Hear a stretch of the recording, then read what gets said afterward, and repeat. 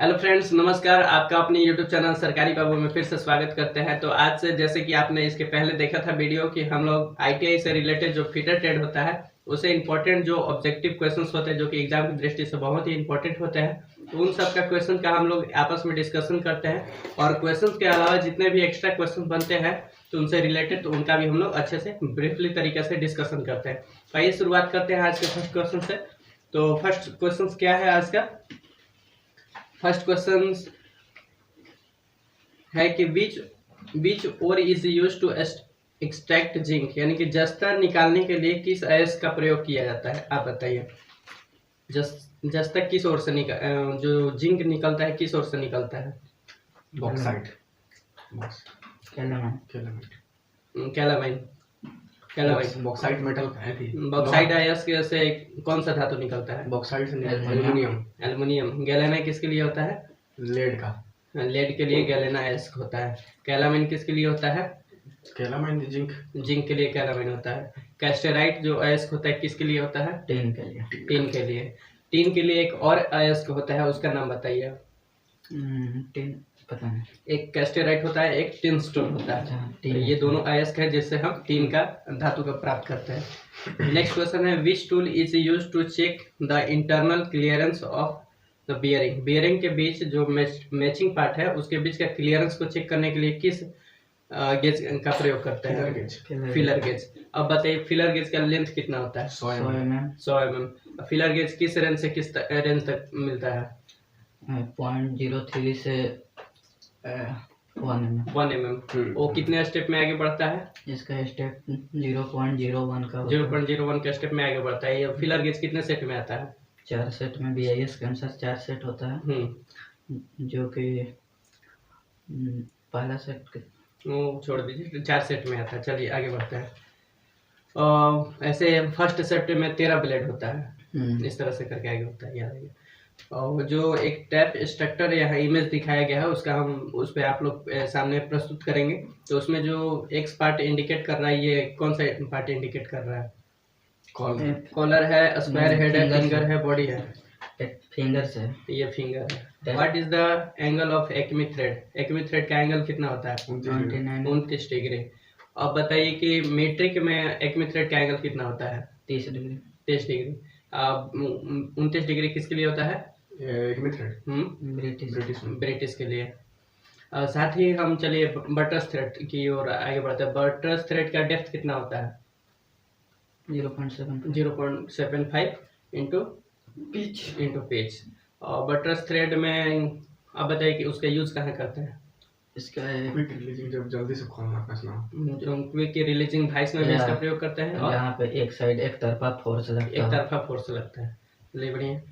What is the advantage of centre screw in die stock? Die stock में अब देखे होंगे डाई स्टॉक का प्रयोग करते हैं टैप को और या डाई को जो होता है थ्रेड करने के लिए। तो उसमें 3 स्क्रू दिया हुआ होता है, तो उसमें सेंटर स्क्रू का प्रयोग क्या करते हैं? उसका फीड को एडजस्टमेंट करने के लिए। बाकी 2 डेप्थ ऑफ कट का एडजस्ट करने के लिए ना, वही फीड या डेप्थ ऑफ कट। तो बताइए कि सेंटर स्क्रू को यदि हम कसते हैं तो डेप्थ ऑफ कट जो थ्रेड हम काटेंगे स्टड पे, तो उसका डेप्थ ऑफ कट बढ़ेगा कि घटेगा? क्या करते हैं? टाइट करेंगे तो बढ़ेगा। नहीं, जब टाइट करते हैं साइड के किनारे से डेप्थ रहता है, उसको खोलेंगे तो डेप्थ ऑफ कट बढ़ता है। टाइट करेंगे तो डेप्थ ऑफ कट घटता है, क्योंकि टाइट करने के दौरान क्या होता है, वो दूर भागता है। जैसे कि हल्का हो गया, कट होता है। अगर इसमें हम कुछ भी डालेंगे तो ये क्या होगा, ये रूप हटेगा। तो हटने के दौरान क्या होता है, फीड जो होता है कम हो जाता है, और ढीला करते हैं, लूज करते हैं तो क्या होता है, डेप्थ ऑफ कट बढ़ जाता है। ठीक है। और ये बताइए कि जो स्टॉक कहाँ था क्वेश्चन? बाकी 2 अगर जो सेंटर स्क्रू होता है उसके बगल वाला जो 2 स्क्रू होता है उसका प्रयोग किस लिए होता है? उसको लॉक करने के लिए, उसमें क्या बोलते हैं, हैंडल में लॉक करने के लिए, स्टॉक को डाई के साथ लॉक करने के लिए। नेक्स्ट क्वेश्चन क्या है कि what is the name of element of a screw mark x? जो एक्स इसमें दर्शाया गया है ये क्या मार्क्स कर रहा है, मतलब क्या बता रहा है? Thread angle.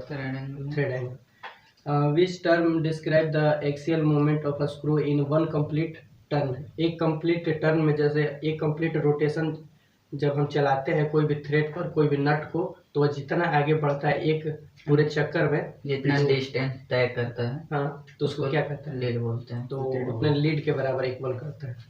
और लीड बराबर क्या होता है? लीड बराबर pitch into number of starts. ठीक। How the size of drill bit is measured. Drill bit का जो साइज लिया जाता है कैसे लिया जाता है? उसके लैंड या मार्जिन के बीच। लैंड या मार्जिन के दो एक दूसरे के अपोजिट से लेते हैं, या अगर उसका सैंक से भी, जब अगर स्ट्रेट सैंक रहे तो उसका सैंक से भी मेजर वहाँ करते हैं। सैंक से भी हम उसका डायमीटर मेजर कर सकते हैं। ठीक है। What is the helix angle of general purpose drill. कोई भी जनरल पर्पस ड्रिल के लिए हेलिक्स एंगल कितना रखा? नहीं, हेलिक्स एंगल होता है ऐसे 27.5 डिग्री रखा जाता है। ऐसे हार्ड के लिए होता है 10 से 13। फिर से बोलिए। जैसे हार्ड, नॉर्मल, सॉफ्ट, 3 तरह का मटेरियल होता है, तीनों के लिए बोलिए। तो हार्ड के लिए 10 से 13 रखा जाता है, नॉर्मल के लिए 18 से 30, और जो सॉफ्ट होता है उसके लिए 35 से 40 रखा जाता है। क्या हेलिक्स एंगल बढ़ने पर पॉइंट एंगल बढ़ता है या घटता है? क्या चीज? कोई भी ड्रिल का हम उसमें हेलिक्स एंगल बढ़ा रहे हैं तो उसका पॉइंट एंगल घटेगा या बढ़ेगा? जैसे कि किसी भी ड्रिल है, हार्ड, नॉर्मल, सॉफ्ट, आप बताएं तो। अच्छा, समझ गया। वो जब जितना हार्ड होगा उसका उतना हेलिक्स एंगल कम रखते हैं। लेकिन पॉइंट एंगल क्या होता है? पॉइंट एंगल जो अगर हार्ड मटेरियल के लिए पॉइंट एंगल ज्यादा रखते हैं, ताकि वो जब थ्रेडिंग करेंगे अगर पॉइंट एंगल पतला नुकीला रहेगा तो हार्ड मटेरियल करते टाइम मेरा पॉइंट टूट जाएगा। इसलिए उसका पॉइंट एंगल ज्यादा करते हैं ताकि ड्रिल बिट को पॉइंट को स्ट्रेंथ मिल सके और हार्ड मटेरियल में ड्रिल हो पाए। ठीक है। और point angle HNS, hard, normal, soft के अकॉर्डिंग कैसे रखा जाता है? हार्ड मटेरियल के लिए पॉइंट एंगल, नॉर्मल के लिए और सॉफ्ट के लिए, तीनों के लिए पॉइंट एंगल होते हैं। तो सॉफ्ट के लिए तो 90 डिग्री रखेंगे। जनरल पर्पस से कहता है मीडियम, जिसके लिए 118 रखता है, और एक ऐसे हार्ड मटेरियल के 135-140 लगभग में रखा जाता है। ठीक है। What is the name of tool. इस टूल का नाम क्या है? पैलेट के साथ काउंटर सिंक विथ पैलेट हो जाएगा। ठीक। Which part of reamer is design for the removal of chips. Chips को निकालने के लिए रिमर में कौन से पार्ट को डिजाइन किया जाता है? फ्लूट काटा जाता है। फ्लूट का प्रयोग क्या क्या होता है? फ्लूट का प्रयोग तो कूलेंट को पहुंचाना, पॉइंट तक कूलेंट को पहुंचाता है। ठीक है। और दूसरा उसका जो चिप्स को बाहर निकाल। ठीक है। एक और यूज है कटिंग पॉइंट का निर्माण करता है। हाँ, वो तो जितना फ्लूट कटेंगे उतना कटिंग पॉइंट का निर्माण होता है। अब बताइए डेप्थ ऑफ फ्लूट। अगर फ्लूट का जो ड्रिल में होता है, अगर डेप्थ ऑफ फ्लूट हम बढ़ाते हैं तो उसका वेब का थिकनेस घटता है या बढ़ता है? क्या चीज? डेप्थ ऑफ फ्लूट, यानी फ्लूट के गहराई को हम बढ़ा रहे हैं तो बीच में जो वेब बचता है तो उसका थिकनेस घटता है। ठीक है। जैसे मतलब फ्लूट की गहराई को हम ड्रिल में बढ़ाते हैं तो जो बीच का मटेरियल बचेगा, कम बचेगा, उसी को हम वेब कहते हैं। तो यानी वेब का थिकनेस क्या हो जाएगा? कम हो जाएगा। नेक्स्ट क्वेश्चन क्या है कि what is the purpose of type S type drill. S type drill का पर्पस क्या होता है, किसके लिए प्रयोग करते हैं? सॉफ्ट के लिए। हाँ, तो जैसे दिया है कि एस टाइप ट्विस्ट ड्रिल का प्रयोग किया जाता है हार्ड मटेरियल के लिए, सॉफ्ट मटेरियल के लिए या नॉर्मल मटेरियल के लिए। एस होता है सॉफ्ट। एस होता है सॉफ्ट के लिए। एस से हार्ड होता है, एस से सॉफ्ट होता है, एन से नॉर्मल। मतलब जिस तरह का सैंपल दिया होता है उस तरह का मटेरियल के लिए यूज किया जाता है। What is the reason for rough hole in drilling. कोई भी ड्रिलिंग कर रहा है तो उसमें रफ होल का निर्माण हो रहा है, उसका कारण क्या है? कटिंग खराब होगा। ऑप्शन के अनुसार तो कर है कि ए की अनइक्वल पॉइंट थी, असमान बिंदु का पतला होना, ड्रिल पॉइंट केंद्र में नहीं है, या क्लियरेंस एंगल गलत है, या ड्रिल के कटिंग एज काटने में तेज नहीं है। कटिंग एज तेज नहीं होगा तो रफ बनेगा। ठीक है। रफ होने का और कारण क्या हो सकता है? कूलेंट का यूज नहीं करेंगे फिर भी रफ बनेगा।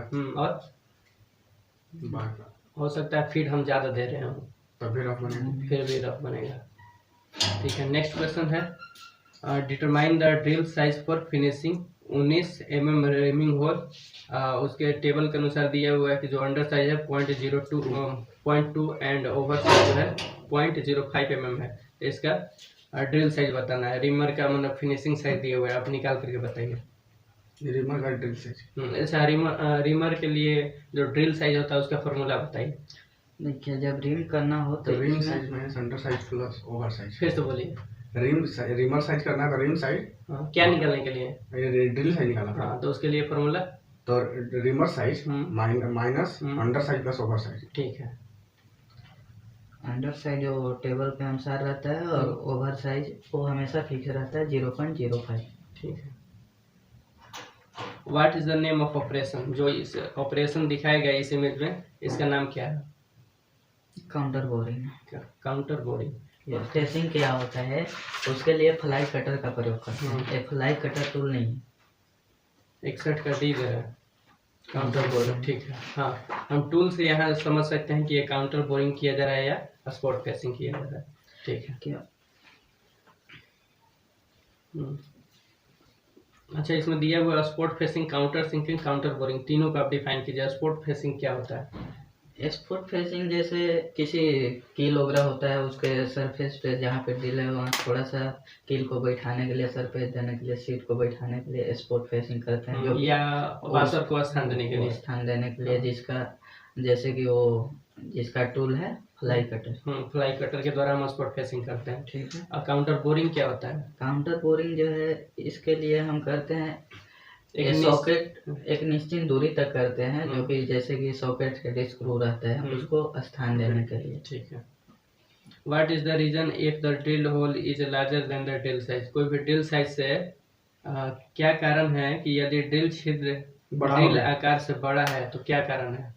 लीप का जो लेंथ है मतलब अनइक्वल होगा। अनइक्वल है, बराबर नहीं। एक बड़ा होगा एक छोटा होगा तो ज्यादा बड़ा कर देगा वो। ठीक है, तो वही दिया है ऑप्शन में कि कर्तन किनारे के असमान कोण, यानी कि अगर लिप क्लियरेंस एंगल जो है डिफरेंट है, अनइक्वल है, या उसका लिप का लेंथ अनइक्वल है, दोनों कारण। What is the term the top surface joining the two side of thread? कोई भी चूड़ी के दोनों सतहों से जुड़ने वाली शीर्ष सतह को क्या कहते हैं? कोई भी चूड़ी है दोनों सतहों से जुड़ने वाले शीर्ष के लिए बात कर रहा है तो उसको क्रेस्ट बोलते हैं। अगर दो सतहों से जुड़ने वाली बोले कि रूट, उसको टॉप सरफेस नहीं बॉटम सरफेस को क्या कहेंगे? बॉटम पॉइंट को क्या कहेंगे? तो रूट बोलेंगे।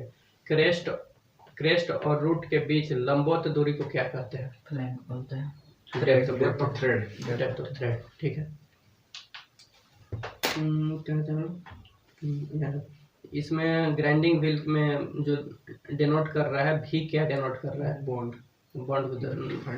अब बताइए कि रेजोनाइट बॉन्ड को हम किससे सूचित कर सकते हैं, किस अल्फाबेट से? रेजोनाइट को ही बेकेलाइट बोलते हैं, जिसको बी से सूचित करते हैं। रेजोनाइट का प्रयोग कहाँ किया जाता है? रेजोनाइट बॉन्ड जो होता है ग्राइंडिंग व्हील, उसमें बॉन्ड रेजोनाइट बॉन्ड होता है, उसका प्रयोग कहाँ करते हैं? पता है। रेजोनाइट बॉन्ड का प्रयोग करते हैं हाई स्पीड में जहाँ यूज करना होता है वहाँ, बड़े एरिया पर करना है तो वहाँ कौन सा यूज करते हैं? सैलिक बॉन्ड। हाँ, सैलिक बॉन्ड यूज करते हैं। हाई स्पीड पे रबर, हाई स्पीड या मतलब बहुत कम मटेरियल काटने के लिए रबर बॉन्ड। और सैलिक बॉन्ड को किस लेटर से डिनोट करते हैं? एस। सैलिक ई से। सैलिक को ई से डिनोट करते हैं। और सिलिकेट बॉन्ड को किस डिनोट करते हैं? सिलिकेट को एस से करते हैं। ठीक है। रबर हो गया आर से। विट्रीफाइड बॉन्ड को भी से विट्रीफाइड बॉन्ड। अच्छा, ज्यादातर यूज किया जाने वाला कौन सा बॉन्ड है? विट्रीफाइड बॉन्ड है कि विट्रीफाइड बॉन्ड है, लास्ट में से विट्रीफाइड बॉन्ड है। ठीक, उसका प्रयोग इसलिए ज़्यादातर करते हैं क्योंकि हम गीले स्थान पर भी उसका प्रयोग कर सकते हैं। वो तेल से या नमी से युक्त प्रभावित कोई नहीं होता है। नेक्स्ट क्वेश्चन क्या है? What type of abrasive wheel is use for grinding die steel? देखिए बहुत इंपॉर्टेंट क्वेश्चन है, प्रीवियस ईयर का क्वेश्चन है कि what type of abrasive wheel, किस एब्रेसिव व्हील का प्रयोग किया जाता है डाई स्टील के लिए? व्हाइट एल्यूमिनियम ऑक्साइड और ब्राउन एल्यूमिनियम ऑक्साइड, ये दोनों में बहुत सारे लोग डाउट होते हैं। व्हाइट एल्यूमिनियम, तो इसका right answer white aluminium oxide. आप फिर से सुन लीजिए। ऐसे सिलिकॉन कार्बाइड डाई स्टील के लिए जो होता है, सिलिकॉन कार्बाइड कहाँ प्रयोग? ग्रीन सिलिकॉन कार्बाइड का प्रयोग करते हैं। जैसे कार्बाइड के लिए सिलिकॉन, अच्छा सिलिकॉन कार्बाइड तो जनरली करते हैं। देखिए ग्रीन सिलिकॉन कार्बाइड का याद रखने का ट्रिक क्या है कि ग्रीन सिलिकॉन कार्बाइड का प्रयोग कहाँ करते हैं? तो जितना सी से लेटर होगा, जैसे सिरेमिक के लिए, कार्बाइड के लिए, तो इस तरह का मटेरियल जो होता है उसके लिए ग्रीन सिलिकॉन कार्बाइड यूज करते हैं। व्हाइट एल्यूमिनियम ऑक्साइड का प्रयोग कहाँ किया जाता है? तो डाई स्टील के लिए व्हाइट एल्यूमिनियम ऑक्साइड का प्रयोग किया जाता है। इसमें फिर नेक्स्ट दिखा रहा है कि डेनोट करके पूछ रहा है कि which term indicate the amount of bond present between the individual abrasive grain. कितना अपघर्षक ग्रेन क्या करा है, ये कौन सा शब्द व्यक्तिगत अपघर्षक ग्रेन्स के बीच मौजूद बॉन्ड की मात्रा को इंगित करता है, यानी कि कोई भी ग्राइंडिंग व्हील में उसमें कितना मात्रा में एब्रेसिव है उसको कौन सा डेनोट करता है? ग्रेन डेनोट करता है कि ग्रेड के एब्रेसिव के स्ट्रक्चर? क्यों स्ट्रक्चर? डेंस स्ट्रक्चर होगा तो उसमें मतलब ज्यादा सा मतलब एब्रेसिव है। हाँ, ओपन स्ट्रक्चर रहेगा तो थोड़ा दूर पे है तो कम है। ओपन स्ट्रक्चर के लिए जो डेनोट किया जाता है लेटर, वो कितना से कितना डेनोट किया जाता है? अब बताइए। 1 से 7 तक। 9 से और 1 से 7 तक, 7 के बाद जो होता है वो ओपन के लिए यूज किया जाता है, सॉरी क्लोज के लिए 1 से 7 तक। धीरे धीरे जैसे नंबर बढ़ते जाता है उसका स्ट्रक्चर जो होता है खुलते जाता है, यानी कि ओपन स्ट्रक्चर के लिए होता है। तो 1 से 7 क्लोज के लिए और 7 के बाद ओपन के लिए। और जो थीम ये माइक्रोमीटर है, इस पे जो एक्स भाग दिखा रहा है ये किसको इंडिकेट कर रहा है? Vernier division. ठीक है, मैं बोलता कि कौन से पार्ट माइक्रोमीटर है, इसलिए इस पे वर्नियर डिवीजन दिखाते हैं। हाँ, अच्छा ये बताइए कि वर्नियर माइक्रोमीटर में वर्नियर स्केल जो होता है वर्नियर माइक्रोमीटर के किस पार्ट पे इंगित रहता है? स्लीव या बैरल पे। स्लीव या बैरल पे। थिम्बल माइक्रोमीटर के थिम्बल पे कितना डिवीजन होता है? 50 डिवीजन। माइक्रोमीटर के स्पिंडल में कितना का थ्रेड कटा होता है, कितना पिच का थ्रेड? 0.5। नॉर्मली माइक्रोमीटर जो होता है उसका लिस्ट काउंट कितना होता है? 0.01। ठीक है। बताइए कि मीट्रिक वर्नियर माइक्रोमीटर है, मीट्रिक वर्नियर माइक्रोमीटर उसका लिस्ट काउंट कितना होगा? मीटर 0.001 0.10 और बढ़ जाता है। ठीक है। आप बताइए कि ब्रिटिश में नॉर्मल माइक्रोमीटर है उसका लिस्ट काउंट कितना होगा? तो उसमें 0.001 होता है। 1 mm की या इंच? 1 इंच। 0.001 इंच। ठीक है। एक यहाँ ईमेल दिखाया गया है, इसमें बताया गया कि एक टेलीस्कोपिक लेग को इंडिकेट कर रहा है। अच्छा, ये वाला जो पार्ट है इसको क्या कहते हैं? ऊपर वाला को उसको हैंडल बोलेंगे।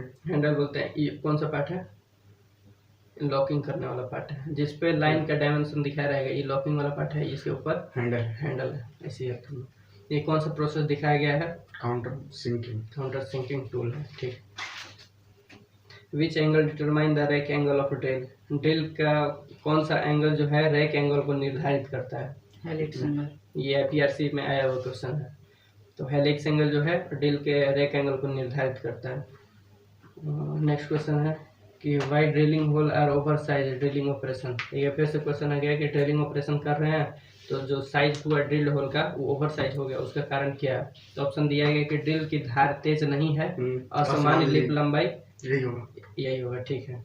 ये नेक्स्ट क्वेश्चन है कि what is the name of operation produced in flat seat on drilling hole. कोई भी ड्रिलिंग होल पे फ्लैट सीट का निर्माण करना है तो उसके लिए जो ऑपरेशन होता है वो कौन सा ऑपरेशन कहलाता है? उसी को अभी पीछे हम लोग देखे थे, उसी को स्पॉट फेसिंग बोलते हैं। स्पॉट फेसिंग करते हैं। ठीक। What is the purpose of fluted in. अच्छा, यहाँ से बताइए क्या आप ही क्वेश्चन किए थे ना कि बेबल किया जाता है कि काउंटर सिंकिंग, क्या बोल रहे थे? बेबल और टेपर, बेबल और चैम्पर। ध्यान दीजिएगा, अच्छा क्वेश्चन है, थोड़ा सा अलग आपको सीखने को मिलेगा। पूछिए। वो पूछे थे हम कि बेबलिंग और चैम्परिंग में डिफरेंट क्या होता है, कहाँ करते हैं? इंटरनल थ्रेड काटने के लिए तो हम चैम्फर नहीं करते हैं, इंटरनल में तो कोई से चैम्फर तो नहीं कर पाएंगे, उसमें डायरेक्ट थ्रेड काटा जाता है। चैम्फर केवल एक्सटर्नल भाग पे करते हैं। जैसे क्या होता है पॉइंट टर्निंग वगैरह आप करते हैं तो बर उर रह जाता है, उससे भी हल्का कॉर्नर पे मारना रहता है, उसको भी चैम्फरिंग करते हैं, यानी कि थोड़ा सा एज को बेबल करना चैम्फर कहलाता है। दोनों सेम एक्सटर्नल में एक्सटर्नल के लिए। लेकिन अगर इंटरनली से टैपिंग चलाना है तो वहाँ क्या करते हैं, काउंटर सिंकिंग टूल की मदद से वहाँ अंदर की ओर थोड़ा बेबल कर देते हैं, तो वो बेबलिंग कहलाता है, ताकि हमारा जो टैप है अच्छे से उसमें इंसर्ट हो सके, उसको अलाइन हो सके। What is the purpose of flute in drill में? फ्लूट सेम रिपीटेड क्वेश्चन है, आगे बढ़िए, ये भी रिपीटेड क्वेश्चन है। What is the formula calculate blank size. Blank देखिए एक्सटर्नल थ्रेड काटना है कोई भी स्टड पर, तो उसके लिए ब्लैंक डायमीटर साइज निकाला जाता है, ब्लैंक साइज। तो उसके लिए फॉर्मूला क्या होता है? तो ब्लैंक साइज निकालने के लिए जो डायमीटर होता है अथी का थ्रेड का, जितना थ्रेड का डायमीटर माइनस पिच जो दिया हुआ है उसका बटा 10 करते हैं। ठीक है, d minus P by 10। d minus P by 10। इसका जो होता है क्या, हल्का छोटा होता है एक्सटर्नल, हाँ थोड़ा सा। ब्लैंक साइज मेजर डायमीटर से छोटा होता है या बराबर होता है? छोटा होता है, क्योंकि क्या होता है कि स्टड पे जब हम डाई चलाते हैं तो ये थोड़ा सा उभरता है, क्योंकि उस पर प्रेशर होने की वजह से उसमें पिच कटता है, डेप्थ बनता है, तो इसकी वजह से उसका डायमीटर कुछ बढ़ जाता है। तो बढ़ जाता है, इसके बाद हमें मेजर डायमीटर प्राप्त होता है, और जो उसके पहले स्टड पर हम साइज लेते हैं तो उसी को ब्लैंक डायमीटर कहते हैं, ब्लैंक साइज कहते हैं। तो what is the name of the die? यह डाई जो दिखाई गई है इसका नाम क्या है? कौन सा डाई है? ये तो हाफ डाई है। Which type thread the crest and root are around to form the semicircle. किस तरह का थ्रेड में जो होता है क्रेस्ट और रूट जो होता है थोड़ा सा राउंड या सेमी सर्कल में बनाया होता है? एक में थ्रेड में, स्क्वायर थ्रेड में, नकल थ्रेड में या ट्रेपेजोइडल थ्रेड में? ऐसे ऑप्शन के अनुसार ट्रेपेजोइडल थ्रेड होता है। ऐसे और भी एक आता है BSW होता है, ठीक है। BSW में क्या होता है, क्रेस्ट और रूट थोड़ा सा सेमी सर्कल या राउंड बनाया होता है। बट नकल थ्रेड में भी होता है। नकल थ्रेड में भी होता है। नकल थ्रेड का प्रयोग कहाँ करते हैं? नकल थ्रेड का प्रयोग जैसे बोतल है, इसके बोतल के थ्रेड काटा हुआ रहता है नकल थ्रेड में भी। और एक ट्रेन वाला कपलिंग, ट्रेन का जो कपलिंग वगैरह बनाया जाता है उस जगह भी नकल थ्रेड का भी प्रयोग होता है। अच्छा, ठीक। नकल थ्रेड का एंगल होता है ना 30 डिग्री होता है। नकल थ्रेड का एंगल होता है। माइक्रोमीटर पर भी तो नकल होगा ना? नहीं, उसमें क्या होता है, बटरस थ्रेड होता है। देखिए अच्छा क्वेश्चन है, बोले माइक्रोमीटर के अंदर जो स्पिंडल पे थ्रेड कटा होता है बटरस थ्रेड कटा होता है।